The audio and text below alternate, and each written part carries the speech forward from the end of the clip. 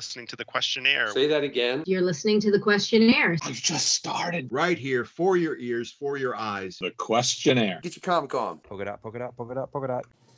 Okay, find the lady. Find the lady. Yeah, I mean, you know, there are some phenomenal female creators in comics. There truly are, man. We just had Erica Schultz, that talented writer doing Spawn, Marvel, all kinds of things, co-hosting with the Epic Voice guy, right? Right before that, we had Shiro with Kevin Mellon, right? And then right after that, the Epic Voice guy one. I mean, we had Hannibal with Damien. I ain't pronouncing his last name because I'm going to butcher it. Yeah, you can check out that exclusive world premiere of the works that they've got in work over there, man. And it's looking phenomenal. I hope you've checked out these past couple quests because season 2, the Unknown Factor, am loving it, ladies and gentlemen, right? And, you know, with that, we started this whole rotating co-host thing, and I don't know, man. I must really like Canadians for real because we got Scott Wojcik back in the house. How's it going? Man, What's going on there, Jay? nutty as always. Scott, don't you know, I'm this is why I need a call with ISU, man. You know what I mean? But we gotta get into that. We gotta get into that. Like I said, I hope y'all are loving this, man. And I know these past couple quests, I won't lie, have been phenomenal. And I know, actually being able to find the time to do some research, which is really impressive if y'all knew that, So, and finding some time to do the proper research, though, even maybe digging into his Twitter a little bit. Yeah, I'm very much looking forward to this quest. He looked kind of worried when I said that, Scott. Did you see it? Yeah, it's Adam Gorham in the house. Did I pronounce your last name right? Gorham, either is Gorham. I should have asked before I started it, and I didn't, and I was like, it's okay. How you doing, Adam? I'm doing okay. I was trying to say I'm doing this from my phone, and so there might be like a little bit of a lag. So if I seem like a deer in headlights, that's why. It happens. And I mean, it does, man. Plus the fact that I kind of go like that, so it's understandable. I know my sheer velocity of conversation can throw some people off sometimes, but that is what we're probably going to do right now, right? You're too quick for my phone's processor. Well, really? It looks better than Scott's as far as on the camera. I'm just saying. Oh, no, I was paying you a compliment. Oh, no, I know, Adam. I know. Sorry, man. I can't help it. But right off into it, I gotta get into this. Because y'all can go check out all the pre-show questionnaires for all the past guests. All of them now for free on the Patreon. All you gotta do is be a member, right? Including Adam's, right? And one of the questions we've asked is, what superhero film do you think did character the most, or did justice to the comic book, right? Mm-hmm. You answered Ang Lee's Hulk, right? Yeah. Correct me if I'm wrong. That's the one right before the Incredible Hulk, right? That makes his father the Absorbing Man. Yeah. Why do you think that? I'm so curious. Was the question was which did it justice, I guess? Yeah. I mean, it's not, it probably was not a straight adaptation of the Marvel comic, but it's one of my favorite comic book movies, period. And I find it to be really inventive. It plays with the form, and for me, it does, it celebrates comic book storytelling in a way that other comic book movies, or I should say most, haven't. Scott Pilgrim versus the World kind of comes close as well. But, for instance, you can, Deadpool versus Wolverine came out recently, and they have a lot of Easter eggs and homages and nods to classic comic covers, classic comic panels, and that's cool. But at the same time, I felt a lot of it was without any substance. And one of the things that I always really loved about Ang Lee's Hulk is that it embraced the idea of the Hulk as a comic book character. In particular with how it was often breaking up the screen into panels. Even some of the ways that Ang Lee would choose to Dutch his camera angles so that it was there was a lot of have you ever heard of the essential comic book panels to choose from? I forget the exact name of it, but anyways, in a lot of ways, I could see how that filmmaker had really done their best to immerse themselves in not so much like Hulk lore, which there is in that movie, but also tried to capture the experience of reading comic books and put that on film. And that's something that I know the vast majority of people could not get on board with, but I loved it instantly when I saw it.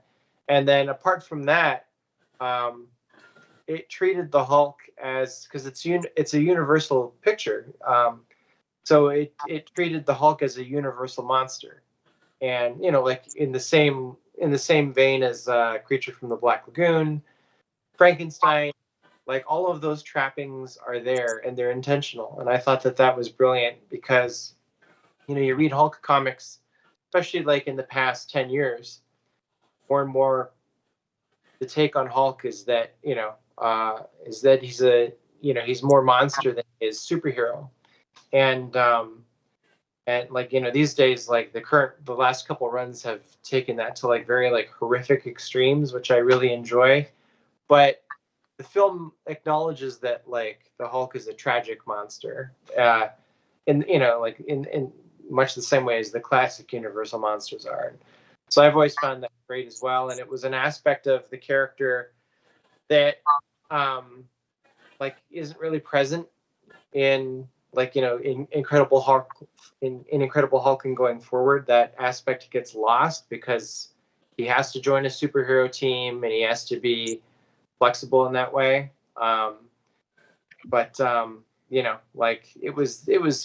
It was there in that old television show where David Banner was struggling with the monstrous side to him. Anyway, so maybe it didn't treat the question fairly, so maybe it wasn't the best straight adaptation of a comic book, but to me it's no. I think you answered it. Yeah, you answered it in the way that you felt, which is what I want to do when people are handling the questionnaire, because it's kind of to get to know a little bit about the creator before I do manage to get them on and have a conversation and get to know more. But I will say, Adam, I never thought anybody could sell me on wanting to rewatch that movie. 2 points. Me too.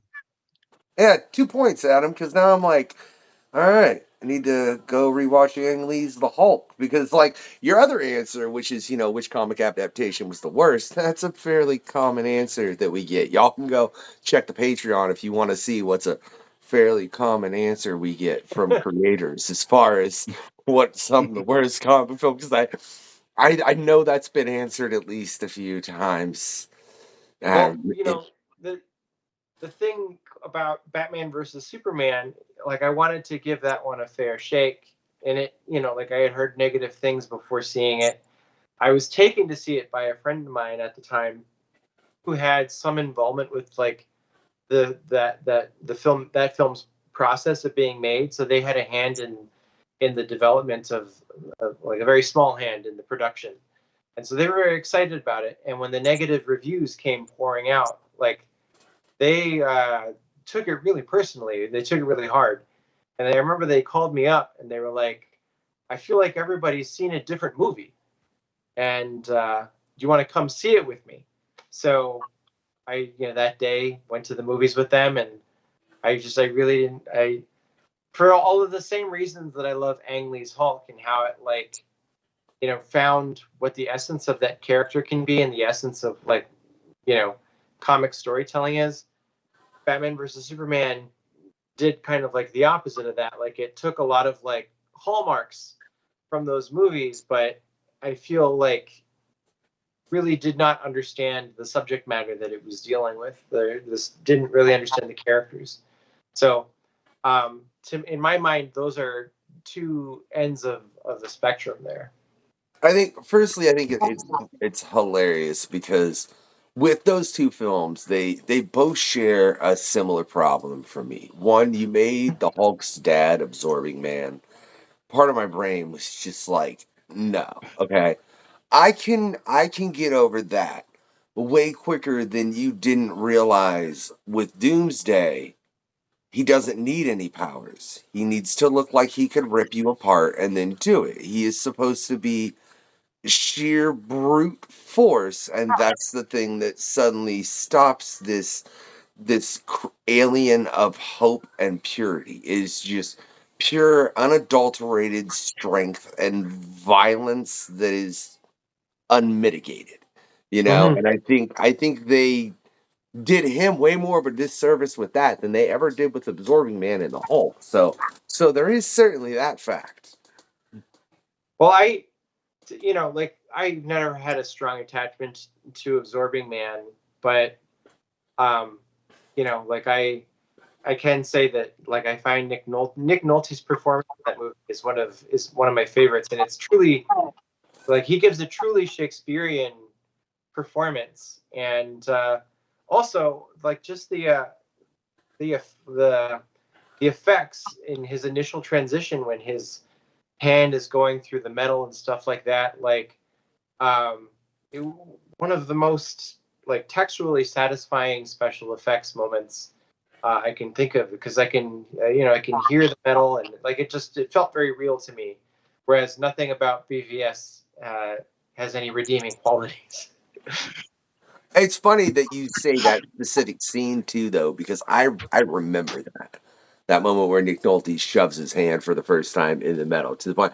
And this is me saying someone that I was like, I don't like this movie, right? Even though you really sold me on it, I apparently really need to go watch it, Adam. But I do specifically remember that moment because you're right. It was done so precisely. Now, to flip this to a whole different note, on a note of preciseness, man, I want to know when you're dealing with Savage Avengers, right? Yeah. With Jerry Duggan, how do you make sure? And it's beautiful work, by the way, man. I mean, it was done so well.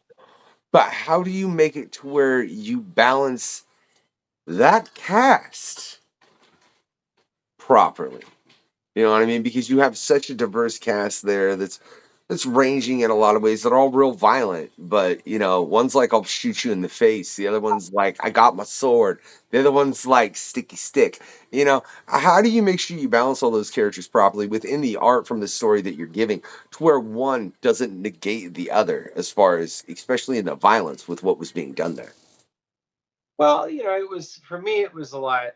There wasn't really a lot to it. Like you know, I'm trying to think of a way to make myself sound really smart, but it wasn't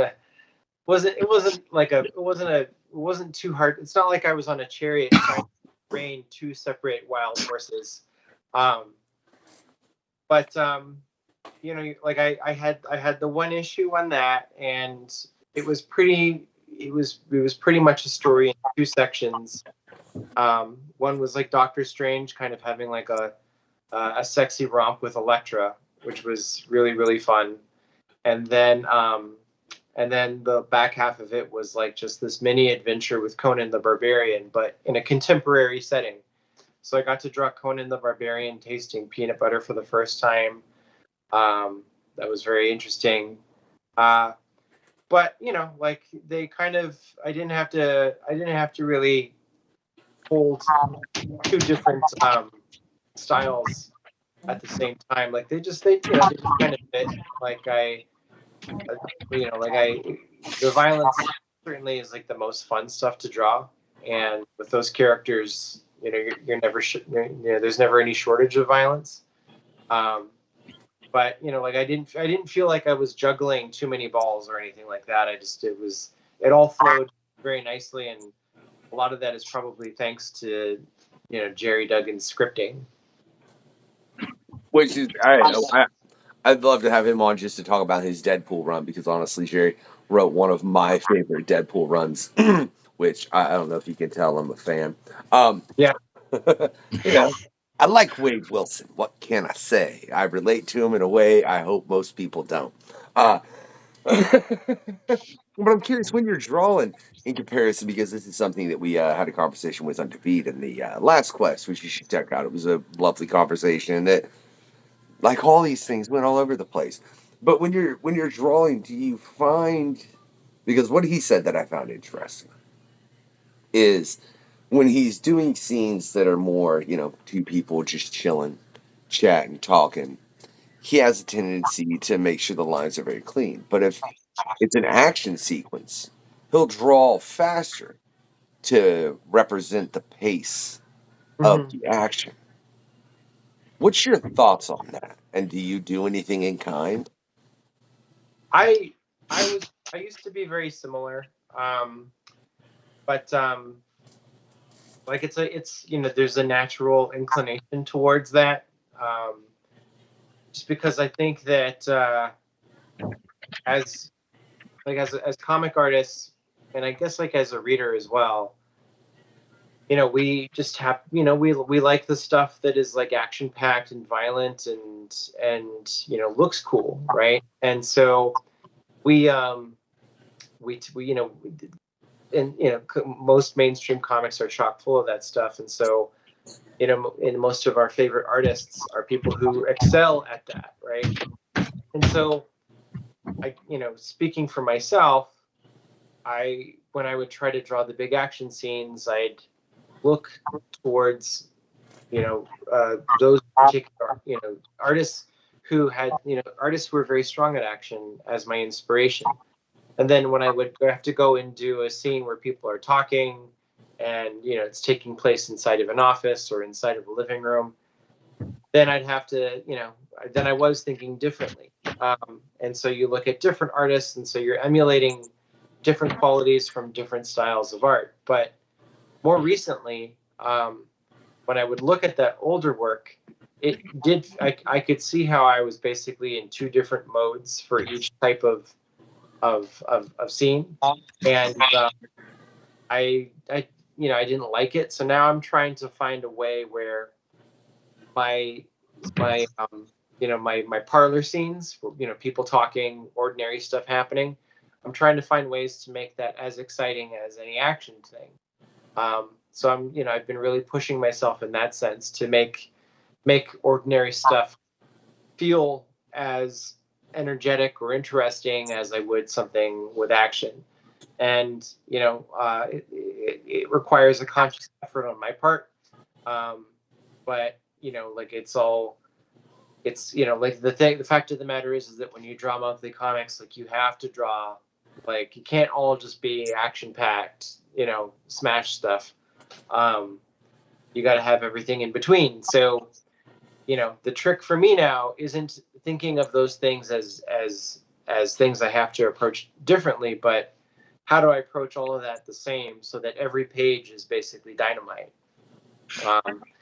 And so that's it's something that I'm getting better at, but it's also one of my greatest challenges. And there are artists who do that stuff really well already, and in a sense, I'm trying to catch up to them.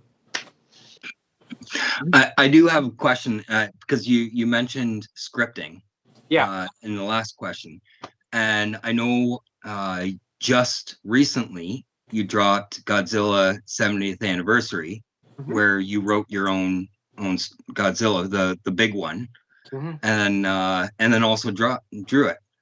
So what was that experience for you? It was fun. It was my second time writing and drawing a Godzilla story, and both experiences were similar and different for different reasons. So the first time I did it, I was writing a 40-page story, which is a lot of room to tell to tell a story.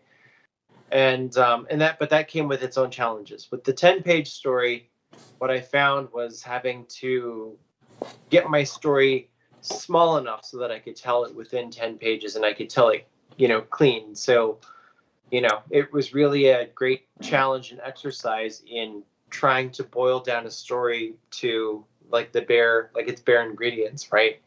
And so that that was a great lesson for me. And then of course, like in both times, by the time I got around to drawing it, I would read my script and then be like, why did I write myself into this corner? It made me a little more empathetic towards writers, because sometimes I'll read a script and I'll be like, why didn't they think of this? Like, why is this, why is this shit vague? Like, why do I have to figure this out? And now I have a better understanding of it. But it was, apart from all that, as a big Godzilla fan, it was just a huge thrill to get to contribute to its 70th anniversary issue. And I got to create my own monster for that story that is now a part of Toho canon. So that feels really, really nice. And I'm certainly proud of that. But it was a wild experience. I don't think that more Godzilla work is in the cards just at the moment. Nice. But the fact that I got to do there we go. Yeah. The fact that I got to do a couple of special issues that I had largely a lot of control over is pretty satisfying. All right. Well, with that in mind, real quickly, I'm going to make a time note because there's going to be an edit here regardless. Because I'm curious, Adam, would you want to discuss what IDW just did? I don't have a lot of insight into it. I only know basically the highlighted headline stuff about. Okay. So would you want to touch that on that? I meant to ask you this before we started, man. But would you want to touch on that during the show, or do you want me to keep that topic off the table? We can touch on it. I would speak to it to the best of my ability. Okay. All right. So with what you just said in that case, Adam, as far as you don't think it's on the table for you to do any more Godzilla work, because that's clearly an IDW property, and I know they're getting a lot of flack right now for they were saying they were going to try to keep the cost of page per book to $200. Yeah. Which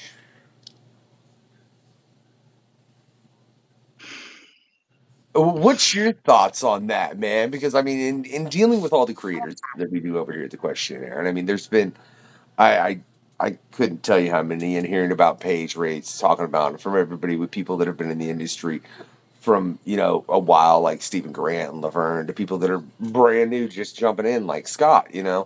I've heard a lot of things, but to think that you can to look and be like, I'm going to produce a comic for $200 a page, and that's going to cover everyone. Well, it's bad. Basically, there's really no other way to say it or to talk about it. It's bad for everybody. I don't see how it's going to fly, and I don't think that it's with the fact of the matter is that IDW. I don't think it gets talked about this a lot, but IDW is not the first publisher to offer really what I would consider to be abysmal rates. So among publishers, like IDW is like a great place for a lot of people to break in. And that's a wonderful thing. Like I got my start in part through IDW, and I've liked everybody that I've worked with there, and they put out a lot of stuff that I love, like Ninja Turtles, Godzilla, and some pretty good indie stuff as well. And like Beneath the Trees Where Nobody Sees has been, I think, a recent critical darling of theirs. It's really good. And so they you know, like the people there are great and they want to make good comics, but there's people above them that, you know, like need to make money. And comics is an expensive enterprise. So, you know, like I don't like if their sales are not where they want them to be and they got to find a way to keep themselves out of the red, like that's their business. But at the same time, I don't see how rates like that are going to attract the talent. It's just, it's funny because they just had the big relaunch with TMNT, and they have some pretty impressive talent aboard that. And I can't imagine that they spared expense for the people that they have on that. And it's possible that they're trying to make up for it in other areas, right? But like as I say, other publishers have, with in particular with like newer up and coming talent, have offered graphic novel deals where the budget for an entire graphic novel is like $3,000 or $4,000 for the entire creative team to put this thing together. And it sucks. And the fact of the matter is that for like it's not something anybody should have to accept, but at the same time, people have to decide for themselves whether that's something that they want to take or not.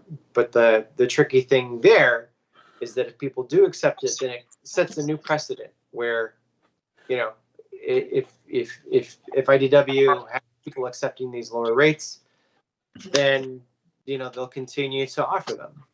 Whereas if people don't accept them, then they'll have to up their game in order to keep interesting talent coming back to them. So I don't have a clear answer for this or a clear solution other than like to me to me, when you're offering rates like that, you're not going to get established talent that usually commands a lot higher. I can't help but think that it could affect not to speak ill of anybody who does take on those gigs, but I can't help but think that you can the quality of books can suffer because you're not getting quality talent on them, and then readership is no longer interested in the books that you're printing out. It's like this domino effect, right? And but that's not to be said that people won't check out new talent, and that's not to be said that new talent doesn't deserve an opportunity or a chance to shine. But I also think that new and up and coming talent aren't worth any less than people who are a little more established, right? I think that just because somebody, I think that there should be a baseline, and people shouldn't have to accept fees below that just because they're newer to the scene. Because like comics, I love the fact that I'm making a living drawing comics and comics alone. But I would sooner find work in another industry than try to make ends meet by with work that just by killing yourself, Adam. That's what you would be doing. You would be killing yourself both mentally and physically if you went about accepting those page rates and tried to make it where you could live on that. You would have to, like, no sleep. You ain't got time to eat. You better have a pencil in your hand at any given moment and a page underneath it, because that is the only way you're going to accomplish it. But I think it's funny because I think this has a lot. This flips back to when I was having a conversation with Damien. There's so many narratives within this that need changed as far as just on a grand scope that I don't think people see. Because look, sure, you pay somebody a terrible page rate, you're not going to get quality work in most cases. The work is going to be of lesser and lesser. Just like if you pay somebody that much to go make a food, it's going to eventually get really bad. You know what I mean? Like, you need to pay people livable wages, and we need to figure out the whole CEO problem in this country. But then we get into a deep debate about, like, Yeah, how deep you want to go, Adam? Well, I don't. I get out of my depth pretty quickly. But I know exactly what you're saying, Adam, because Lean, who does the artwork for my books, in the past like 3 or 4 weeks has been getting major lowball offers to do books, right? Like I know how much I pay him, and I know what his worth is, and he's telling me he's getting offers for $10 a page, and I'm like, what? Like, and yeah. So of course, Lean's very kind. He's like, no, I think I'm gonna stick over here. But I'm like, it makes it interesting, because when I looked at the breakdown for IDW, the amount, say, as me as a writer, I write an issue for 1 week, and I know I can do that. I write an issue, I hand it in, and I get paid $1,100, right? And then all of a sudden it gets handed to the artist, and the artist takes, say, a month, right? Roughly about a month to do a book, and he gets paid the exact same amount, $1,100. That's how much it is. The breakdown is, and I'm like, how is it? Seems to flip flop on that. How is the writer getting paid more than the artist is? It doesn't make sense to me, because the artwork is essentially it is most essential to a comic. But wait, yeah, I mean, it's Scott, what defines the medium. Yo, but I don't think that it's going to pan out, if I'm being perfectly honest. Like, I don't think that. I feel pretty certain that they'll change course. I haven't spoken to anyone at IDW. The people, but again, like the people that I know there and the people that I've worked with are all really terrific, and I love working with them. Would love to work with them again, but so I mean, like but I can't help but think that like this sort of, the reaction that I've seen from my colleagues online, like I can't see how anybody who says that doesn't change course. Yeah. Well, and can I say, Scott, you didn't add in the fact they said $200 a page, and that includes the inker, the colorist, the letterer. Like it's way less. Yeah, but so I agree, and I hope. Firstly, I want to say I'm a fan of IDW. I could reach back here and grab quite a few books of theirs right off this bookshelf, but I do hope, as you said, Adam, I hope you're right and they change course quickly, because I think if they don't, as you said earlier, it could very much negatively affect their business, because if they're not being able to get quality creators, you're not going to put out quality work, or you're going to get creators that may be quality, but you're like, I ain't getting paid nothing, and that's what you got, because that's what you paid them. So you got the quality of work you paid for. That's all I'm going to say, right?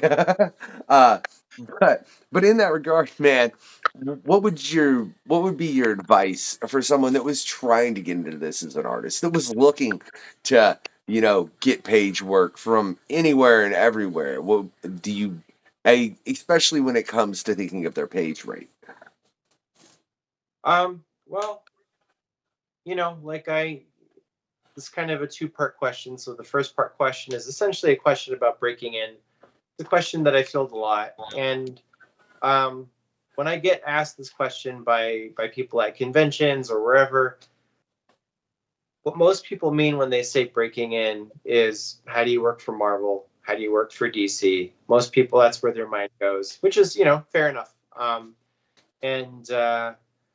But I always tell them that the industry is much bigger than those two publishers. So, look at, but it is prudent to think of like where you want to work, where do you aspire to work, and because you may have to tailor what you do towards what they put out, right? So if you want to work in superhero comics, then you work to make that your area of expertise, and there's a lot of specific things that go into that. Whereas a lot of publishers, like horror is a big genre among publishers right now, and crime and sci-fi and Those are all still staples. So all that aside, regardless of where you want to work, my best advice that I give to up and comers is to just create pages without anyone, paying you to. Like there's, whether it's you just working from a script that you found online, because there's tons of sample scripts online that you can find. A lot of publishers used to give them to people who wanted to submit their art, or who wanted to try out, and those can still be found online. Or you just write something for yourself that demonstrates your capabilities. And so if you're going that route, you want to include a page that is like quiet, a page that focuses on personal drama, character acting, cartooning, and then of course like your big fun stuff, action, what have you, buildings, backgrounds, environments, perspective. Those are all things that you want to hit and nail in your sample pages. But having sample pages at the ready is vital, because nobody can hire you without any work to show for yourself. They just, no one's going to hire you sight unseen. So don't wait for anybody to hire you to draw pages. Just start drawing pages. That said, don't start your magnum opus off the bat. Start small. Script yourself, 5 pages, a simple story with a beginning, middle, and end. Go bigger after that, 10 pages, so on and so forth. And then if you can put together a little ash can for yourself that works as your portfolio, great. And then get that around, either by doing it online, either by bringing your portfolio to shows. There's a lot of conventions, I think more so in the States these days, but there's still a lot of conventions that do portfolio reviews. New York City Comic Con is coming up. Marvel's doing a portfolio review there. I'm sure other publishers will be doing the same. Well, I wonder if they'll be doing anything like that at Chronicon, the Kevin Smith ran comic convention. It's entirely possible. But yeah, so I mean, that's one avenue that you can take. And then, hopefully it works out. You get in contact with the right people. You get your work in front of an editor, and then let's say hypothetically, you get to shoot your shot. You're being given a job. In a lot of cases, when it's your first job, most people don't feel like that they have the, that they're not in a position to discuss rates or, or to dictate what their rates should be. And while it's true that when you're very new, you may not have the chops to command a higher rate, or rates that they might pay somebody that is maybe further along. There's never a gun to your head that says that you have to accept a job that's going to underpay you. Like if you, and it's again, it's entirely up to the individual, but if you're being offered an art job that you can't live off of doing, then you have to make a very personal decision about, okay, well, this one job could lead to potential other jobs. And, do I take this as a stepping stone to something better and more lucrative? And a lot of people, I've done that, but for some people, it's not right for them. And, they might say to the editor, thanks, but no thanks. I can't live off that. I think it's funny though, because the main point that you've made is one that I've heard from I don't know how many creators, Adam. There's been a lot over here, but which is, you want to get into comics? Go make a comic. You know what I mean? Yeah. I think it's funny that that's an underlying thing that I think most people don't think of. They think that to make a comic, you have to, in some capacity, have some kind of into the comic industry first. I don't think there are people that are just like, oh, I can just go do it. There are obviously a lot of people that totally don't think that way. But why do you think someone would want to restrain themselves? Why do you think someone wouldn't go out and do it? Unless, I mean, if it's a time factor, don't look at me, Scott. I'm working on it. I got stories working in my head. It's just a different discussion, Adam. But yeah, I mean, if it's not a time factor, if you actually have the time to do it, what do you think would hold someone back from going and just doing it if they had the capability? You know, it's kind of a similar question as like, why isn't everybody ripped and jacked? Because anybody can get a gym membership, anybody can go into a gym, and it's so, you know, I've always kind of like, there's a few people that I've like, you know, I've been doing this a long time, and there's a few people who I might have like given some advice to or gave them a contact or whatever, and then it became something. And my attitude is always like, the people who are going to make it they find their way in. You know what I mean? Like, there's just, it might take 5 or 10 years, and that's not an exaggeration. Like, one of my best friends, we started out together making indie comics, Fred Kennedy. I believe he's been on the show. Yes. Fred is phenomenal. Got Dead Romans 2 coming up with him and Nick Markovich over there. Sorry, I got a lot of love for them two guys, man. Plus, Well, Fred's just goofy.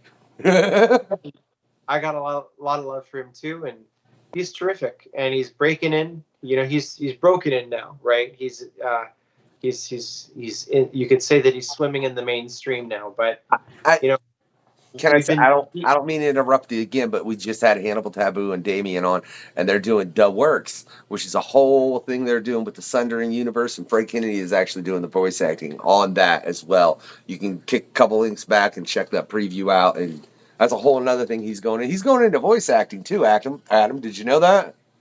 No. Multitask. But go ahead, sorry. But you know, my point is just that it took him a long time to, you know, to get through that barrier, and like, you know, but I always believed that he would eventually. Like, I've always had total faith in him, and so you know, my point is that, like, what, in terms of what holds people back, I think it's just the same thing that holds people back from accomplishing anything, and it's ourselves. And to making comics, it's not easy. Sometimes it requires sacrifice. Sometimes it requires us to really push ourselves in ways we, you know, didn't realize how hard we needed to push, right? And you know, like, you really got to dig deep, because there's so many stumbling blocks, and to get over them, you really got to have grit, and there's like always reasons not to do something. You know, there's you know, it just, drawing, you know, my position, drawing takes a lot of time, and that's time that I could have been spending with family, with, you know, doing things more recreation, stuff like that. But I chose to pursue this vocation of mine, and you know, I had the vision for it, I guess, you know. But for others, you know, it's hard for me to say. But I think that if, you know, going the distance, it's like, you know, have you ever tried to, like, run down from one end of the street to the other, and you get going and you realize, like, I think this street is longer than I anticipated, and you start to get winded, and you start thinking, like, this is really hard. I'm gonna throw in the towel for now. I'll get back to it tomorrow, and I'll work my way up to it. Sometimes it's funny you say that, Adam, because literally me and my boy went and got some new tennis shoes, and he seen me like juking and jiving in the store, and he's like, "Daddy, you can run?" And first off, I'm like, "Dude, I chase you all the time in the house. Yeah, I can run. Like, I don't know why this is the revelation." But then he's like, "Let's go jogging." So yeah, I can relate in one, running this podcast, and two, actually physically running recently with my boy, and I'm like, "Gosh, crap, I hadn't jogged in a while, dude. Oh my god." Yeah, well, you know, works on levels here. You know, but so I'm working on all of it. My point is that, you know, this is something, you know, getting in especially if you want to get in with like, sometimes it requires more stamina than you anticipated. Sometimes the journey is longer and more difficult than you anticipated. Sometimes the challenges are more adversarial than you anticipated, and that can be shocking for them, and it just puts them off, or it deters them, or or whatever. But I do think that because there is no single road into comics, there are it's still as open as ever for people to break in. Like there's fewer and fewer barriers. People get discovered all kinds of ways, and I do think that as long as you are working hard to produce art, in my case I should say produce art, because for writers there's a whole other, for writers it's tough. I'm sorry. But it's easier to get people to look at your drawing than it is to read your script, and we all know that this is true. But I do believe that, like, as long as you're being consistent with your output and you're working hard to make it a better quality, sooner or later it's going to get discovered. And it just requires faith in yourself, a certain level of determination. But also something I tell a lot of other people as well is that, like, in terms of art, let's say, is that, I remember once I was in a workshop in Toronto with Ty Templeton, and I just asked him point blank, like, hey, I'd like to draw Batman someday. How does somebody get to draw Batman? And he told me, go to a comic book store, pick up an issue of Batman, and figure out why they hired that guy. Basically ask yourself, are you as good as the person who's currently being employed to draw Batman? Probably not. And that's fine. So then you have to figure out, well, how do I work to become as good as Greg Capullo, or, Yanin, I forget his name, but any of the number of fantastic Batman artists that have been around. So you have to be realistic with yourself, but also determined to get there. I think it's funny, and I think in what you said, I think there's a lot of people that look at entertainers in all aspects, whether it be from like Robert Downey Jr. down to the lowest end, and I think they all think it's easier than it actually is. And I say this from personal experiences in doing music, from running this show, and also from dealing with everyone we have over here on the Question Just Conversations. One of the things that I think both Epic Voice Guy, John, as well as Damien both said were, it's the thing of spinning plates. Once you get to a certain point, it becomes, you have these plates spinning, and now you have to keep them spinning. And I think that's the thing probably that drives a lot of people to the point where they're like, okay, well, I got this one plate spinning. It'll get me into comics. It's like, well, no. To get into comics, you got to spin this one over here. It'll get you along better. Okay, well, I'm spinning them both now. I'm good. No. Look. Actually, you really want to work and like really get it to where you're doing good. And you want to reach that level. You should go grab that plate over there and spin it. Okay. They start spinning that plate. Am I good? No. And then you proceed to hand them a stack of 50 plates and walk away and be like, you got to spin all those, because that's what it is as an entertainer. I mean, I might be exaggerating on the 50 a little bit, but it is. It's the capacity to be able to keep all those plates spinning like a circus act and make sure, like, you're keeping in contact with the people that you need to. You're making sure your portfolio is up to date, because even in your case, Adam, I mean, I guarantee there are people that, well, I would hope people could just look at you have enough that where you don't need to carry a portfolio at this point. But for someone that doesn't have that level out there, like if they've just, like, say they've worked like one Marvel book or two Marvel books, or like one or two for the big publishers, and they got some other stuff.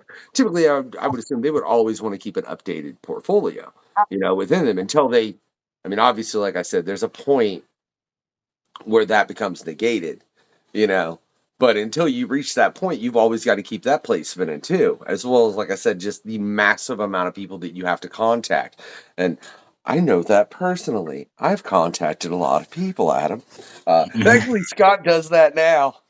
And yeah, why you got to give me crap too? Like, did you know he sent me a page earlier that I haven't had a chance to read? Adam, I'm curious. Sorry, I beg your pardon? I said, did you know Scott sent me a page earlier from a comic he's currently writing we've been discussing, and I hadn't had a chance to read it yet?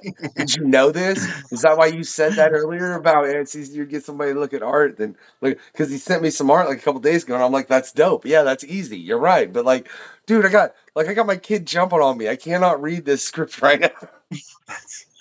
Well, you know, it was not directed at you. Life, life happens. We all know this.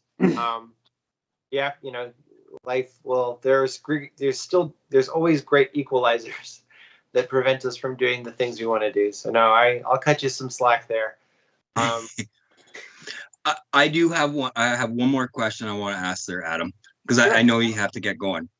You got to work. No, before you do, since he's all picking on me, trying to point out why I didn't read script pages, I want to pick on him a little bit, actually, because I said I did my research today. I did, right? And I even dug on Twitter a little, and like, so you think X-Men Wolverine Origins was just awesome? Then apparently, according to this post right here.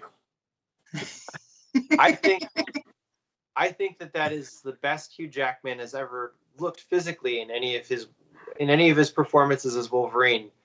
I love the hair. I don't know. I think he was just in his prime. Like he was peak Wolverine there. And I've only ever seen snippets of the movie because I remember working at I worked at an independent movie store here where I live in Mississauga.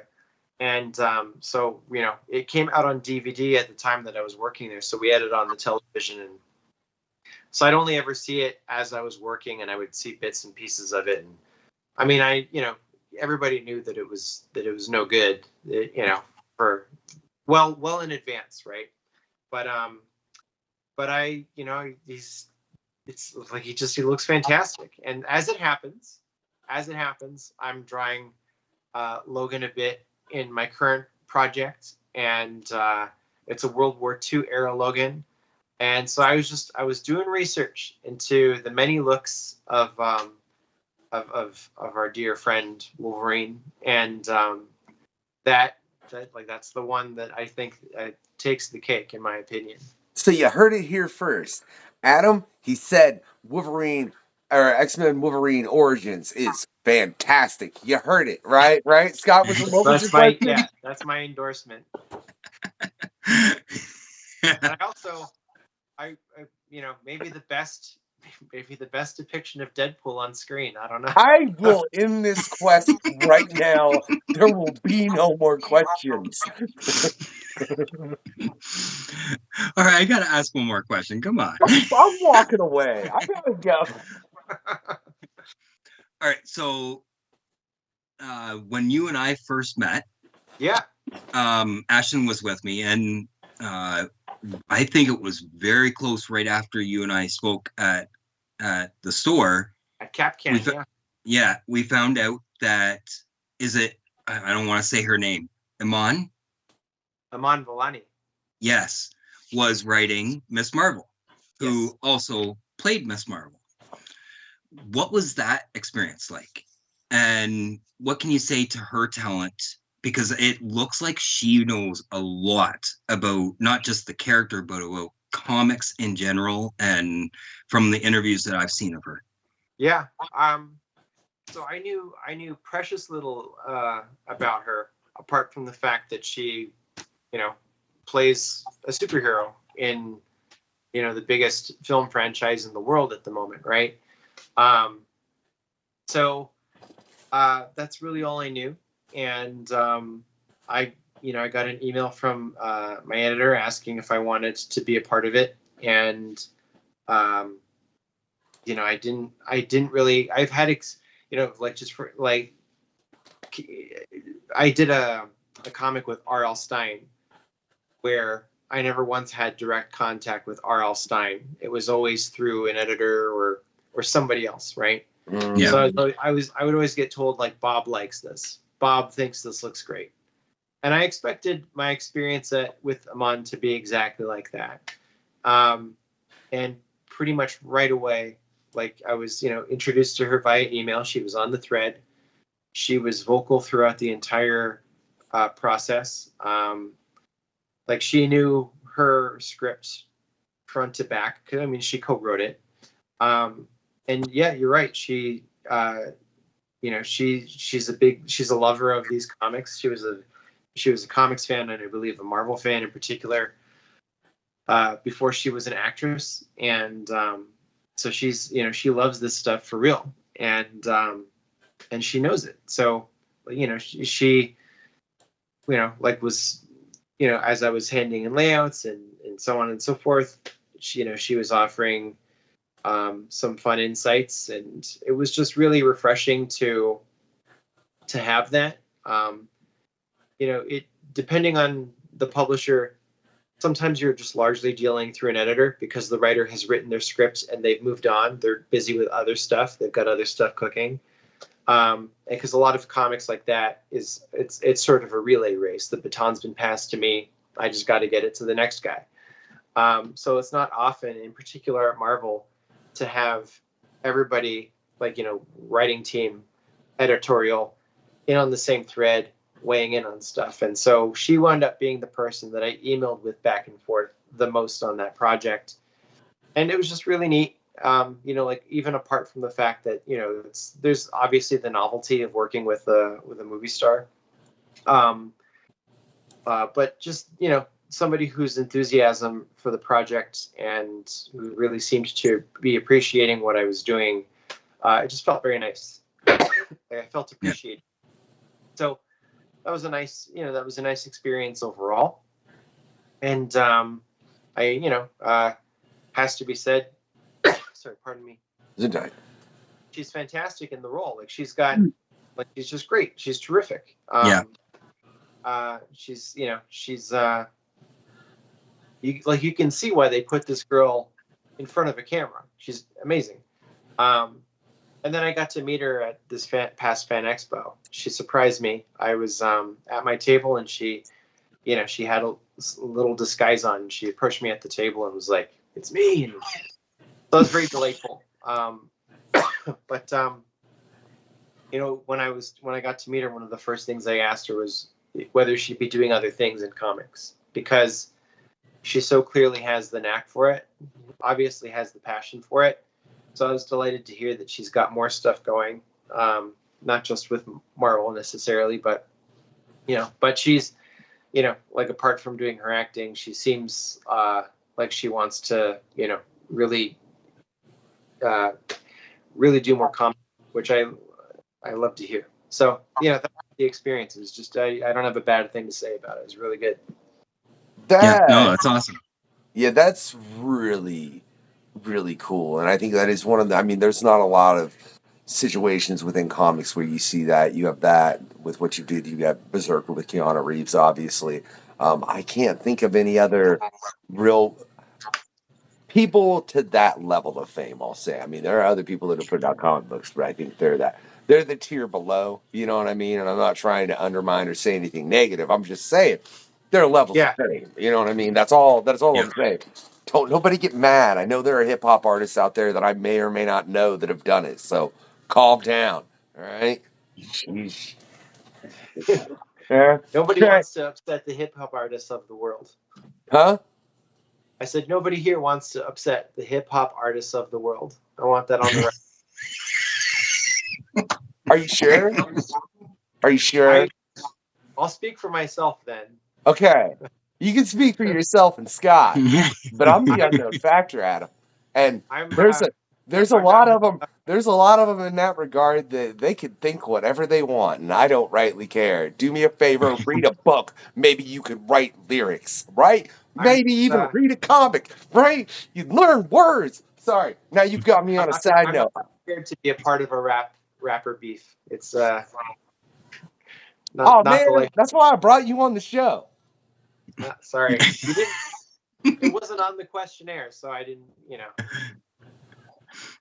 But no, I don't tell people they're getting brought into this. It just happens. That's part of the quest part of this. See, now you get to see now because look, because like me and Hannibal have had this discussion as far as the comparison between comics and hip hop and how there are a lot of similarities, but the main difference is the fact that within hip hop you get punched in the face way quicker ostensibly. I don't know how else to put it nicely, and there might be other levels of violence that ensue, but yeah, that's it. But that's why I'm bringing all these comic book artists on. I'm just trying to get all of them involved in hip hop beef, and we're gonna see what happens. It sounds like it almost sounds like you're trying to organize a comic artist fight club of sorts, just getting everybody angry and.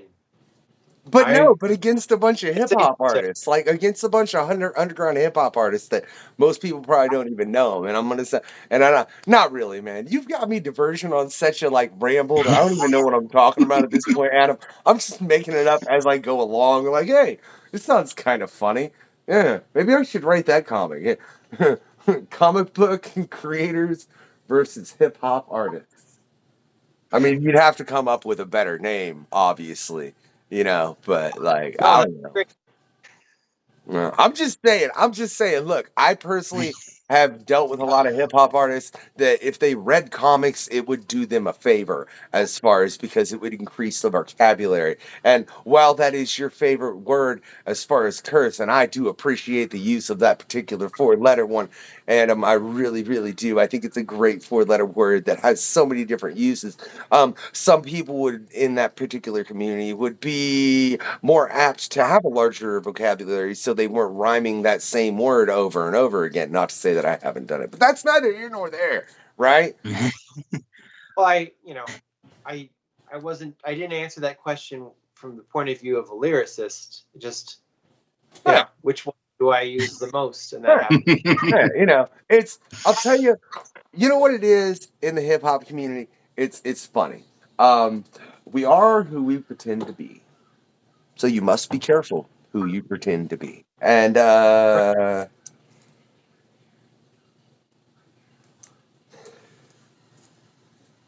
we're not going to go any farther, man, because I'm going to get myself in trouble, and then I'm going to have some conversation with somebody about somebody I know. Who are you talking about? I'm going to be like, why, they got a problem? Tell them to go away. I don't care. I don't care. I'm the hip hop artist that loves to talk to comic book creators because they're informative. It's funny. It's been a blast, and you all are all pleasant as well as, man, just killing it. I can't there's so many great creators, man. And then you had to take this to the dark side because you've been working on Veda recently, didn't you? That's what it was. You got me, Adam. All right. Well, in that case, right? I threw my pen. I'm sitting over here pulling a Jon Stewart, doing this, and then just dropping it. I saw you throw your pen. Huh? I said I saw you throw your pen. Yeah. That was a dark side trick. You're the one that made me do it, aren't you? I mean, I can't confirm or deny that. All right. On that note, I want to let you all know out there, man, make sure you check all the links in the description. You can find all Adam's works, ways to get a hold of him and bug him personally, way to find his and find prints, arts, original artwork, all kinds of stuff from Adam, as well as, the stuff he's working on. You can find about what he's got coming up, all that good stuff, right? But what I want to let you know, if y'all have enjoyed this quest with Adam, sorry. I had a little frog in my throat, and I can't finish this whole outro with that crap there. Yeah. Stop force choking me, Adam. Son of a... It was me. It's because look, Scott, I'll throw... Man, right. So, again, if you've enjoyed this quest with Adam, right, what I want you to do, right, is I want you to send him a Minotaur. A cool Minotaur. Make sure it's got that nice, I'm going to chill with you kind of vibe. Right, to bring him French fries from every restaurant within we'll say 30-mile radius, right? Well, they sit. And that old school Jurassic Park T-Rex, right? You got to have that, right? Yeah. So it's a really nice Minotaur with French fries from a 50-mile radius, man. All them restaurants. That's a lot of French fries, man. I hope that Minotaur's hungry because I think you might explode. You eat all those, right? Right. And a Twix, throw that in because you got to have a little bit of dessert on top. Now, if for some reason you haven't enjoyed this quest, and you're like, Adam has said some things saying X-Men Wolverine Origins is a fantastic film, sitting here saying Ang Lee's Hulk is just a great comic book movie. If all this is just got you like, right? Firstly, dude, you could have turned it off. Okay? You could have pressed stop and not had to watch any of this, right? But I appreciate the fact that you did, man. And if you did, and you got to this point, and you really just want to mess with Adam, right? What you can do, send a bunch of poltergeists, right? But make sure you get them smelling like Kesha. What is Kesha? I don't know what Kesha is. It's like it's an ancient grain. All right. So you make sure they're smelling good like Kesha, send them poltergeists, and you just have them just karaoke, right? Hard to Handle by the Black Crows. Yeah. And that's how your haunting will be, man. Kesha smelling poltergeist just running around singing Hard to Handle. I do a lyric, but one, I don't know any, and two, I don't need a copyright strike, right? Beyond that, for all y'all out there, right, just do me 3 more. As I drop things, man, I shouldn't have tried to. See, I flipped the pen, I dropped it, and I flipped the thumbs up, right, which is what y'all need to give, right? Yeah, and then, right, always get your comic on. Besides that, have a good night, y'all. This has been the questionnaire. Where's the link? Thanks for checking out the questionnaire. In the link below, yes? I will drop it like it's hot. That's another party. It's cool, man. I love it. The questionnaire. That is all.